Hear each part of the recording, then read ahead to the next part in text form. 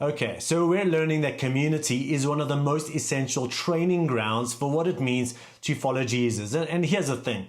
So 2 weeks ago, you looked at that passage in Acts 2, which is this glimpse into this brand new, beautiful community of Christ followers, how they were devoted to the apostles' teaching, devoted to each other. They met in large groups in the temple. They met in smaller groups in their homes. They shared their resources with one another. God was adding to their number. And rightly so, this passage is such a North Star for us when it comes to what biblical community can be and what it should be like, and where we should kind of aim the compass of our church, especially when it comes to community.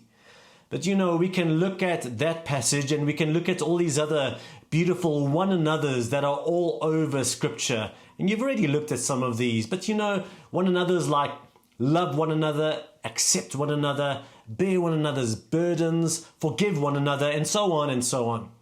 And we can get this idea that church community is going to be this beautiful place of love and acceptance and joy and transformation and life. And we have these expectations, rightly so, in our heads. And then we rock up to a real church, be it ours or anyone else's. Or we get to know some real Christians, or we get to a real life group. And guess what? Our little bubble of what we really hoped to receive and experience gets burst, because we're not always noticed. We're not always accepted. We're not always loved. We're not always forgiven. We're not always shown grace. And this has led more than one person to believe, oh, well, that means that this church hasn't got it right and they didn't get the memo, so I'm going to go and find another church that does have it right. And guess what? You'll discover the same thing there and at the next one and the next one, all the while believing, well, if these first century Christians could get it right, why can't this church get it right? And you know what? This beautiful picture of perfect community in Acts 2 and this similar one in Acts 4, it didn't really last very long. In fact, the very reason we have a New Testament is because the churches that for the most part were started by the Apostle Paul himself, they all got messed up really, really quickly.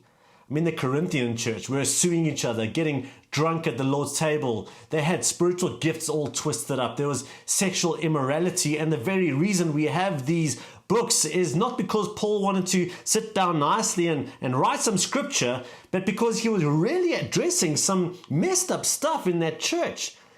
And then on the opposite end of the spectrum, we've got the Galatian church that became these legalistic hypocrites. And when we look under the hood of most of the New Testament letters, they're all addressing major problems. In fact, exactly the kinds of problems we're still seeing in our churches today. So am I saying, oh, well, we're never going to get it right, so let's just give up? No, not at all. If anything, just like in Paul's letters, we do really need to work on being all we can be and growing and maturing together in this. Because that is also exactly what we see in these messed up New Testament churches, that despite being so imperfect, there's also so much to celebrate and so much evidence of God's work and His grace in them and through them. And so all to say, listen, we've got this incredible call to community. We've got this incredible hope in what community can be and how God can use it in our lives and through our lives to others. And we are going to experience the challenging sides of community. We are going to be let down. Sometimes we're going to be more like the Corinthian church than the church community described in Acts 2. And you know what? God knows that. Jesus knows that. And if anything, part of our transformation is not only when the church does look like Acts 2, when the church does get it right, but also when it doesn't, when it gets it wrong. And to be honest, when you get it wrong and when I get it wrong, this is where we truly learn things like humility, forgiveness, grace, and where we learn this with each other and because of each other, our strengths and our weaknesses. And so in your groups this week, we're going to look at how God uses the challenges of community as part of our transformation as we follow Jesus together.